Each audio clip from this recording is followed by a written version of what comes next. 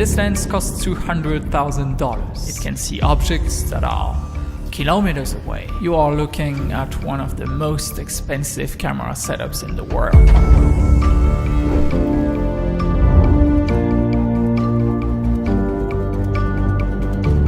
Have you ever wondered why TV production companies still use very big and expensive cameras?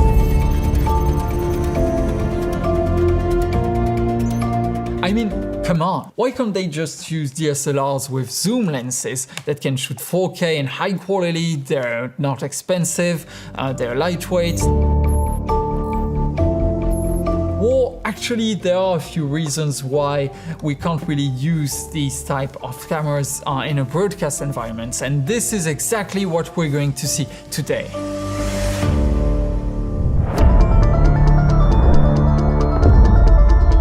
When you see that big beefy setup that weighs 152 pounds at a retail cost of $250,000, you have to know that the camera itself is actually quite small, because most of the cost and weight come from the accessories that surround it. The first one being the lens, which can be much bigger than the camera itself, and in the setup you're seeing, the lens costs 70 times more than the camera. The main concern about shooting a live performance is that you don't always have that much choice over camera placements. In a football match or a concert, for instance, you can't really put your camera right in front of the player for your medium shot, right? Therefore, it's rather common to have cameras far away from the action. So you need a lens that has a long focal length to reach far away.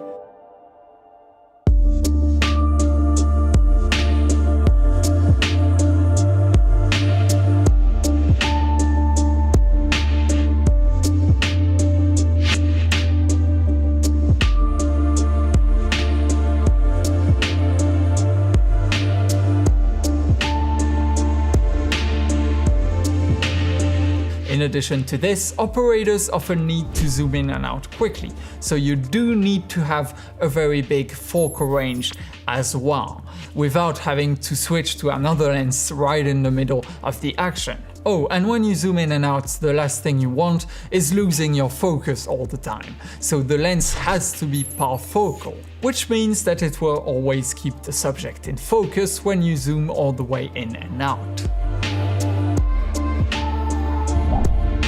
Also, when you are doing a tight shot, you can't really touch the lens directly to change your focus, because at a long focal length, the slightest tap would strongly affect image stability.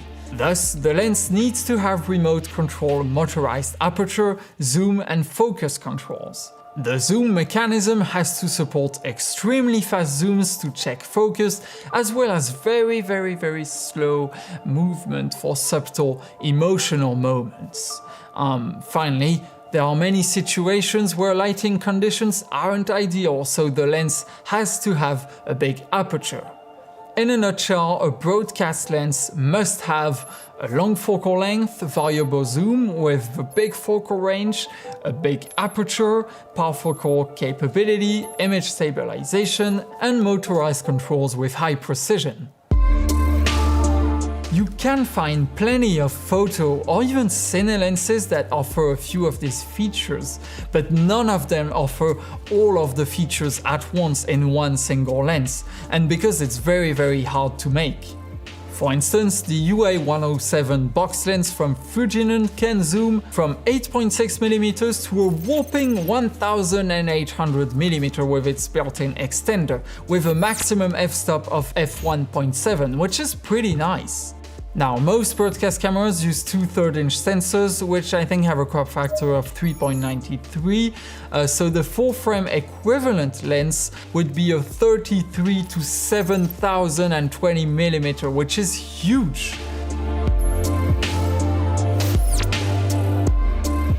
Now, with a simple formula, we can see that at 900mm focal length, a max aperture of f4.5 will give us a required optical diameter of 200mm, which is why the box is so big.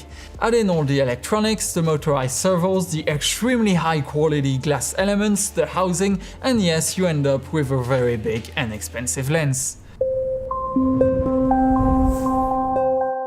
When you add up the camera, the lens and the accessories, the total weight can quickly build up, reaching over 100 pounds. So you do need a very heavy tripod to support that weight. Also, you want your total setup to be very sturdy, since you definitely don't want to see that camera setup tip over and crash. So the tripod base has to be very solid. Besides, the build quality of the fluid head on top is very important, since it has to dampen and absorb every small vibration or accidental jerk from the operator, especially when you are zoomed in all the way. The more you zoom in, the more an external tap will have an impact on the image stability.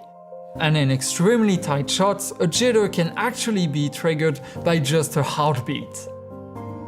More weight means more stability overall, so this is why tripods used in broadcast are so bulky overall. Finally, operators need to be able to adjust the dampening and braking level very precisely, depending on the type of shot. So all of this technology does come at a cost.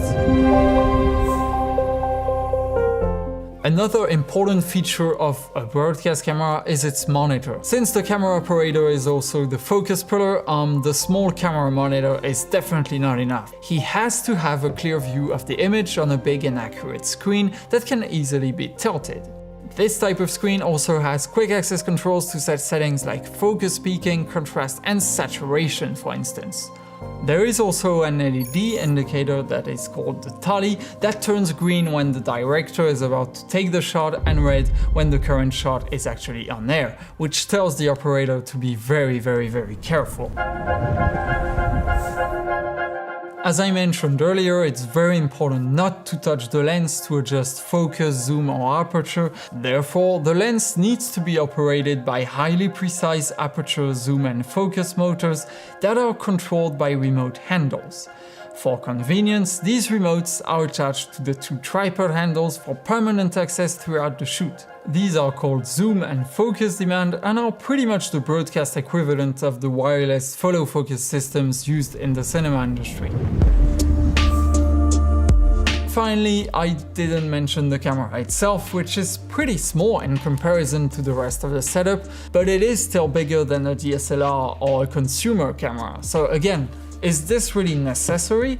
Well, these kind of cameras do have features that are not present on consumer cameras, such as multiple buttons for quick access to settings instead of having to dive through the menus, internal ND filters which allow you to have better control over exposure outdoors. It has an internal camera control unit, or CCU, which empowers a remote operator to do live color corrections directly into the camera, as well as a special fiber optic transmission module so that all of the image signal and power travels into the same rugged cable for convenience. Implementing all of these features does take up some space, of course, and it's actually a good thing because in that way you can use the camera on its own on your shoulder with good stability. So this is another feature that these cameras have. So, loads of things have been said here, but it all comes down to one thing that you have to remember. In traditional video, it's the environment that adapts to the camera, which means that you can redo takes, you can switch lenses, you can move the camera wherever you want. In broadcast, it's the opposite. It's really the camera that has to adapt to the environment all the times. So you have just one shot and you really need to maximize efficiency to capture as much action as possible. So it's this one-size-fits-all approach which makes these broadcast cameras very big and expensive. This huge box lens setup isn't the only broadcast configuration available. You can also use the camera on its own with much shorter range lenses. Of course, they also make lenses that have a price tag much closer to this 3000 Ursa broadcast from Blackmagic design. It's a camera that I personally have and I use on a regular basis. I want you to know that I was not paid by any brand to make this video. It's really out of my personal initiative, but I did ask Blackmagic Design to lend me most of the gear that you can see at the back there. So I would really like to thank them for accepting my request and making this video possible. Also, I did pay for for a complete rental of the lens and tripod at a company called Video Plus France. So this video overall wasn't very cheap to make. I really hoped you liked it. And if I said something inaccurate, please correct me in the comments. I'd be really happy to read you to just have your thoughts on the video anyways. So in any case, thank you very much for watching and see you very soon.